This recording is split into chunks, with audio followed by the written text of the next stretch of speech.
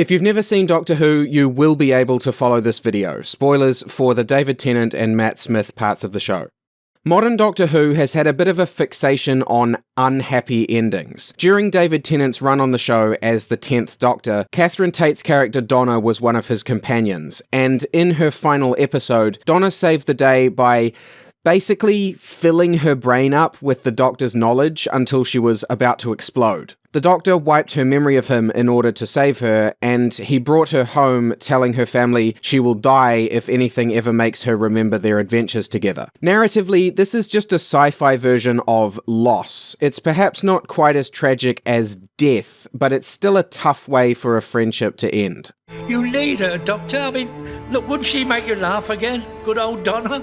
In David Tennant's final regular story as the 10th Doctor, well, some really silly stuff happens for most of the runtime. But as the story comes to a close, the Doctor makes his heroic sacrifice. He absorbs a lethal amount of radiation in order to save Donna's grandfather, Wilfred. The Doctor will regenerate and be replaced by a new actor, but it's well understood that the show treats regeneration with the same narrative weight as death. It's essentially an overwrite of his personality. Tennant delivers a heartbreaking final moment which I feel acknowledges how much the audience loved him in the role. I don't want to go. He's the only Doctor who refuses to go quietly. The Doctors usually accept their deaths with a sort of enlightened grace, which is comforting to the audience. I will always remember when the Doctor was me. But Tennant dies pissed off at how much his bad luck and good nature has forced him to sacrifice. But this is what I get.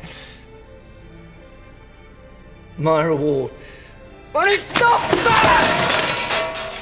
Russell T Davies, the lead writer and showrunner, also left the show at the same time. He was replaced by Stephen Moffat. We know now that none of these endings were forever. After Jodie Whittaker's exit from the show in 2022, David Tennant returned after 13 years for 3 and only 3 60th anniversary specials. He became the 14th Doctor. He's the same character as the 10th, but with a bit more spring in his step and a little less of the old brooding. Catherine Tate also returned as Donna with the implied promise that through sci-fi contrivance, the two could go on adventures together again. At the same time, Russell T Davies also returned as showrunner, replacing Chris Chibnall, who left with Whittaker.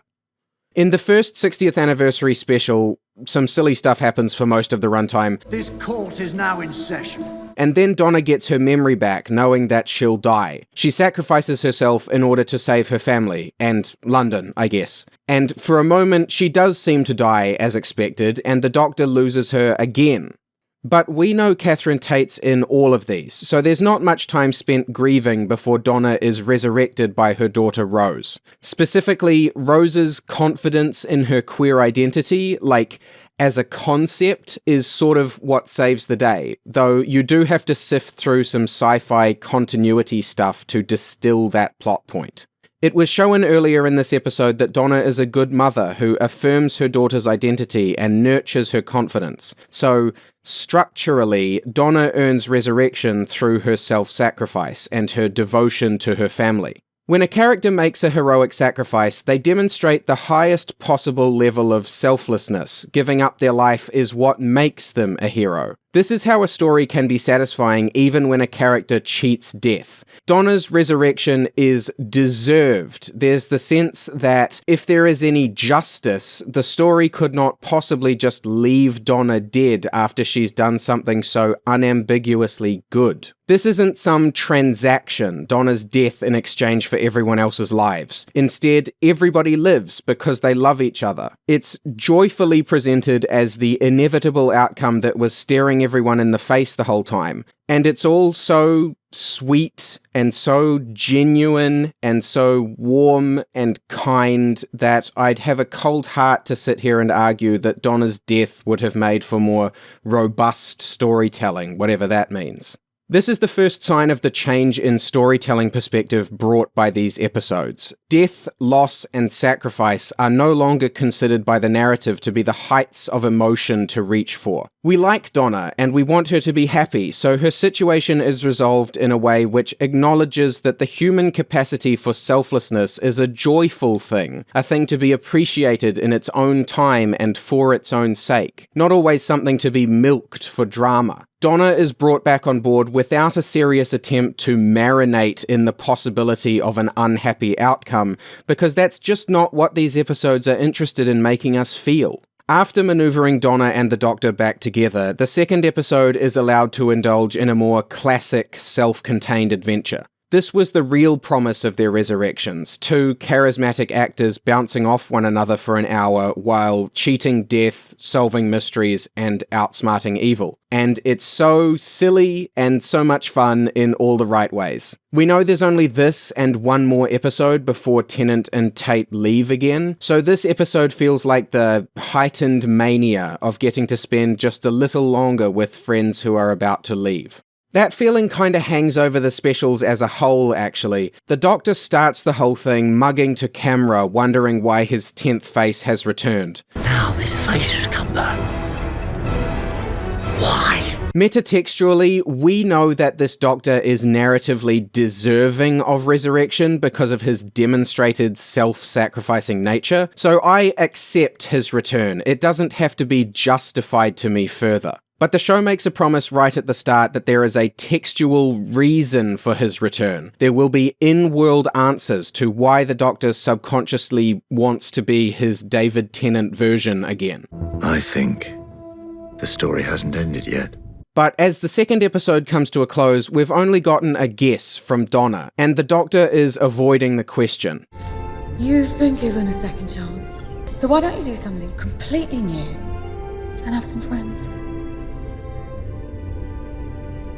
Since we know that there's only one more of these episodes with these actors in the lead, it seems certain that we're only going to find out why this Doctor came back as we say goodbye to him again.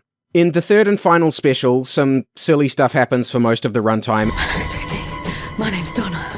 Now I think that you're a goner. And then Neil Patrick Harris shoots the Doctor through the chest. It's only 2/3 of the way through the episode, and it's suddenly time for him to go. But it's way too early for that. The pacing is way off. There's not even enough time to get sad. Are his last words really going to be low-hanging fan service? I'll admit, they got me. I didn't trust that this Doctor had come back for a narrative reason. I was suspicious that it was just cynical fan service to reignite our interest in the franchise. And I got played. The regeneration glow stops, and the Doctor bi-generates, which is not a thing that was ever on the table. Bi-generation. It's a new thing. It's the 60th. Imagine how much fans love new things and will really rejoice when this happens. Ncuti Gatwa arrives as the 15th Doctor without a transaction, without being forced to take Tennant as tribute. There's no place allowed for sadness in this moment, only the excitement of seeing the old Doctor and the new triumphant together.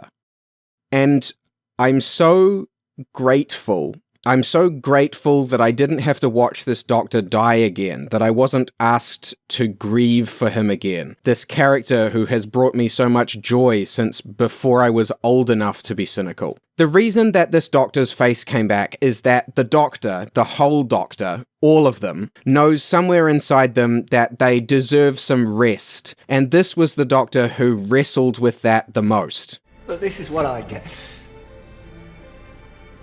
My reward. But it's not fair! In just this final special, he's been taunted with how he can never seem to part ways with anyone except through tragedy and grief. He met eine Friend called Amy Pond. But Amy Pond was touched by the weeping angel, and she died. And he carries all of this loss as though he's to blame for it. But the moment he's able to see himself through a new set of eyes, the moment the next Doctor takes a look at him, he finally begins to accept the truth that is so obvious to everyone else. He is our hero, and none of it is his fault. His friend Donna offers him the chance to stop running, to stop replacing each lost friend with another, to trust that some things in life can be constant, and to process his grief with people who love him. As the specials come to a close, the Doctor finally understands that the only person who expected him to keep atoning, to keep sacrificing on and on forever, was himself. Russell T Davies has said about returning to Doctor Who, I completely agree that it's a feel-good show, and I'm very determined to keep it that way, because it's a tough world. I think not only are there terrible things happening in the world, but we're told about them constantly. So if we can put a show out into the world that makes you smile, it's a warm home, that's an hour of joy once a week, then that's no bad thing, really. There's a lot of dramas telling you how bad the world is. I've done a few of those myself, and they're very good, and we need those dramas, but we also need the opposite. We also need something where we can have a laugh with two characters in the lead who are your friends. That's what this is. It's a lovely big hug from your friends.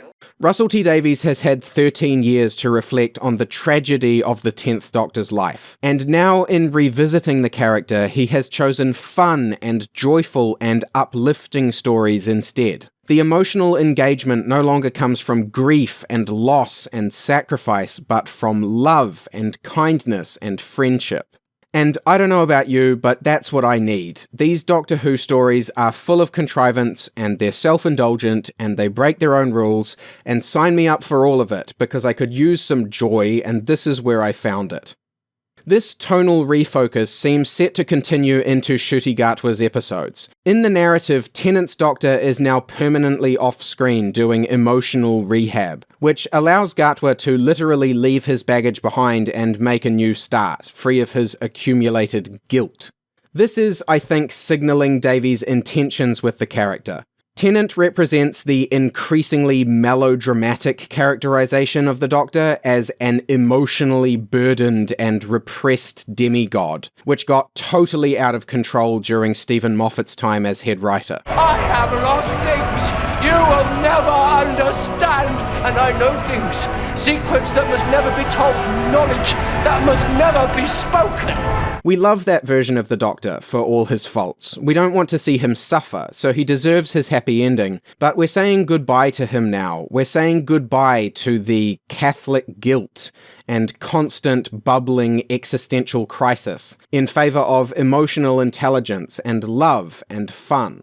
In our post-Breaking Bad golden age of television, emotional complexity is often thought of as being the same as emotional depth. Our favourite modern stories have anti-heroes, moral ambiguity, and lots of brooding and interpersonal conflict and loss. Stories which explore the difficult complexities of life are able to convey complex and difficult emotions. Doctor Who did this in the mid-2000s when Davies first ran it, in its own larger-than-life way.